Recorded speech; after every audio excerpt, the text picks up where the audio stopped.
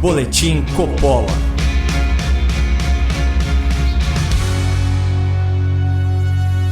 Sejam muito bem-vindos ao Boletim Coppola especial. Hoje nós vamos abordar o voto do Nordeste na eleição para presidente e o discurso de ódio do nós contra eles que contamina o debate público. Por favor, assista até o final, porque o recado é muito importante.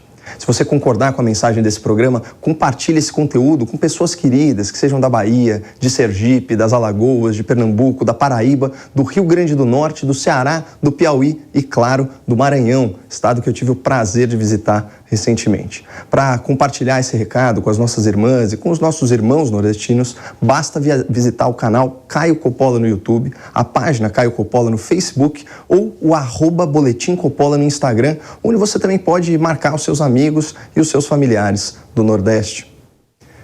Eu quero começar elencando alguns fatos, alguns dados oficiais sobre o Nordeste e depois eu vou contar para vocês uma situação triste que eu testemunhei ontem aqui nas imediações da Jovem Pan. Segundo dados do IBGE, o Nordeste ainda concentra quase metade da pobreza do Brasil. Após décadas de governos de esquerda e depois de mais de 13 anos de Lula e Dilma na presidência, essa é uma realidade que não mudou nada, pelo contrário.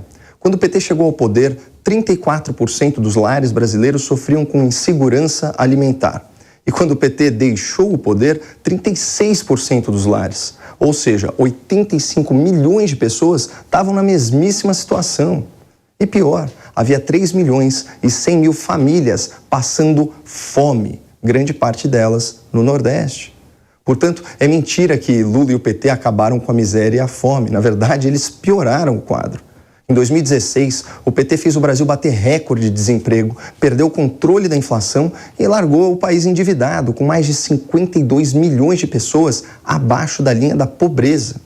Por causa da corrupção e da incompetência do governo, muita gente ficou sem trabalho e dependente de assistência social. Mesmo assim, no seu auge, o Bolsa Família, criado pelo governo Lula, pagava, em média, apenas R$ 191 por mês para 13 milhões de famílias. Já o Auxílio Brasil, criado pelo governo Bolsonaro, paga no mínimo R$ 600 por mês para 21 milhões de famílias. Pessoal, é o triplo do benefício da era petista para 8 milhões de lares a mais. No total, 9 milhões e 600 mil famílias nordestinas recebem o novo Auxílio Brasil e 80% desses lares têm uma mulher como responsável familiar. O dinheiro fica com ela. Pra vocês terem uma ideia, só na Bahia, mais de 2 milhões e 300 mil famílias recebem essa ajuda tão necessária. O fato é que nenhum governo anterior cuidou tanto dos mais pobres. Bolsonaro investe no Auxílio Brasil 5 vezes o que Lula gastava no Bolsa Família. Não tem nem comparação.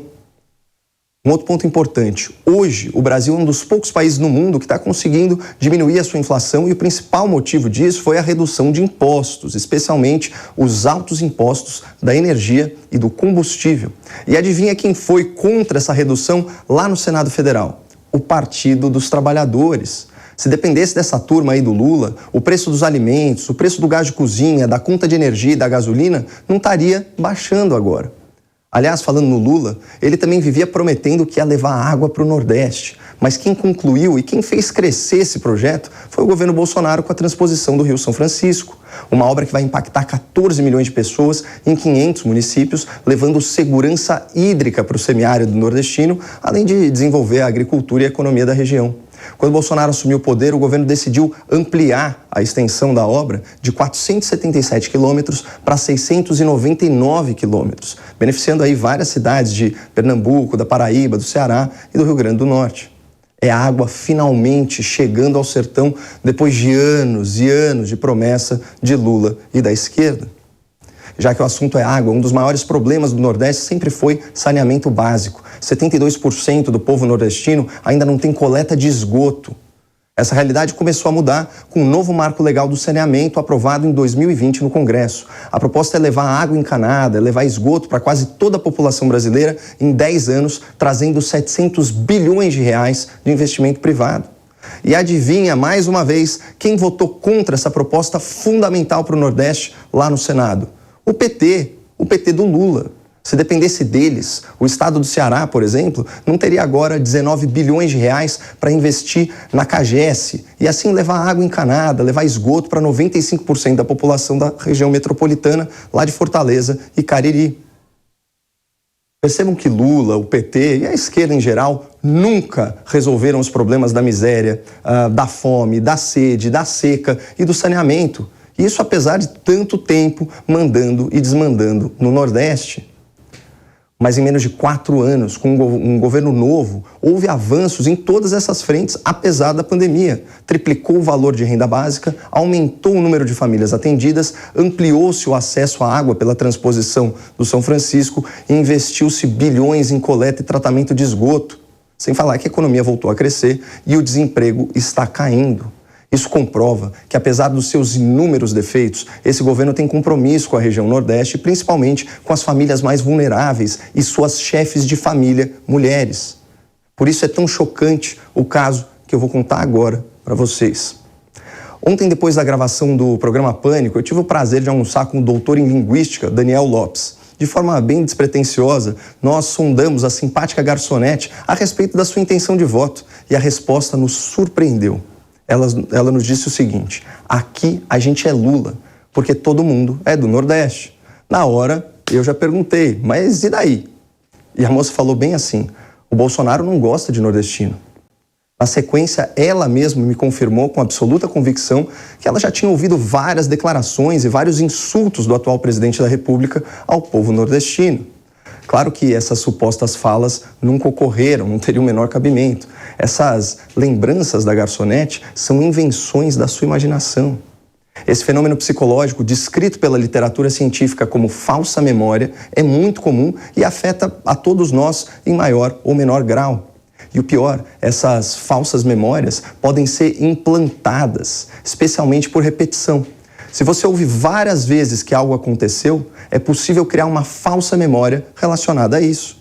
De qualquer forma, eu fiquei curioso e após uma longa busca na internet, o pior que eu encontrei do presidente Bolsonaro falando com nordestinos e não sobre nordestinos foi isso aqui. Tá, que cidade que fica lá? Tá cheio de pau de arara aqui, não sabe? Que cidade fica? Paticício, pô? Alguns dias depois dessa fala, Bolsonaro foi interpelado pelos seus apoiadores a respeito desse termo. A sua live, o senhor falou de pau de arara, presidente. O senhor não foi entendido. Foi uma brincadeira, senhor presidente. Foi uma brincadeira, foi. Eu sempre me referi com os amigos, né? Capa da peste, pau de arara. Ele me chama de alemão também. Arataca, cabeçudo, pô, é isso aí, valeu. Bom, eu pessoalmente não gosto dessa coloquialidade toda, mas a gente tem que ser justo. O contexto dessas declarações mostra que o presidente usa esse linguajar tosco na brincadeira, com pessoas próximas, pessoas queridas. E esses termos não são empregados com intenção de criticar nem de ofender. Muito diferente, por exemplo, de quando Lula da Silva, em entrevista ao Ratinho, se referiu ao capial, ao caipira, ao sertanejo, como uma gente bruta, ignorante e que não é sofisticada como ele. Mas Lula já fez muito pior, inclusive demonstrando enorme preconceito contra nordestinos, por mais inacreditável que pareça. A Dilma não é nenhuma nordestina. A Dilma não é um retirante nordestino que poderia ter preconceito. A Dilma é uma mulher bem formada. A Dilma é economista de qualidade no Unicamp. Mas que o Lula é um desaforado, todo mundo já sabe. Além de insinuar que nordestino é retirante e ignorante, como nós acabamos de assistir, Lula sugeriu que policial não é gente, afirmou que lugar de mulher apanhar não é dentro de casa, criticou a classe média por ter mais de uma TV e ostentar demais, ofendeu o povo caipira do interior por uma suposta brutalidade, disse que manifestantes de verde e amarelo pareciam uma seita racista e chamou agricultores que não apoiam o PT de fascistas e reacionários. Se o critério é grosseria, o Lula já insultou aí quase toda a população. Mas o ponto não é esse. Assim como a jovem garçonete que eu conheci aqui em São Paulo, há milhões de nordestinos que são vítimas da propaganda petista e da imprensa militante. Como esperar que uma população vote consciente se a informação que chega para eles é distorcida? Olha o caso da garçonete, uma moça honesta, trabalhadora. Ela foi tão doutrinada e tão desinformada que ela chegou a ponto de criar uma falsa memória e afirmar para mim, com absoluta certeza, com tranquilidade, que o Bolsonaro vivia falando mal de nordestino e odiava o povo de lá, o que é uma completa mentira. Percebam que o adversário é muito maior que Lula e o PT. Nessa eleição, até do ponto de vista espiritual, nossa verdadeira missão é combater o nós contra eles. Mas é fato que durante muito tempo, a militância do PT, estimulada muitas vezes pelo senhor ou por outros líderes do partido, essa militância foi muito agressiva com quem pensava diferente. E não só na internet, nas ruas também. O senhor passou anos repetindo uma expressão que se consolidou no seu governo, dividindo o Brasil entre nós e eles. É um fato. Você já foi em campo de futebol? Você torce para algum time? Você já foi junto neste momento. Você já foi junto com outros companheiros? É nós e eles. Aí está o inimigo, o nós contra eles, esse discurso de ódio fomentado por essa gente baixa e esses políticos ladrões que exploram o Nordeste e a sua população há muitos anos. Uma população extraordinária, de gente resiliente, batalhadora, gente corajosa, criativa, de bem com a vida. Gente que literalmente construiu o Brasil e recebeu bem pouco por isso. A maior conquista do PT no primeiro turno não foi ganhar a eleição no Nordeste pela enésima vez. A grande vitória deles foi conseguir envenenar corações por todo o Brasil. Tudo que eles querem, tudo que o PT quer é que você se encha de rancor contra os seus irmãos brasileiros do Nordeste, que você culpe as vítimas pela vitória dos seus agressores. Eu não caio nessa. Entre o caminho do ressentimento, que divide e subtrai, ou o caminho do convencimento, que soma e multiplica, para mim a escolha é fácil. E para você? Nesse boletim Coppola eu citei argumentos e dados oficiais suficientes sobre o Nordeste para você compartilhar e ajudar pessoas queridas do seu convívio a despertarem politicamente. E eu espero que você não tenha perdido as esperanças no Brasil. Muito obrigado e fiquem com Deus.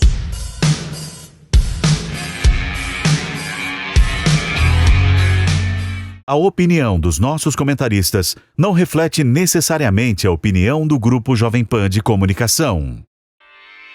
Realização Jovem Pan News.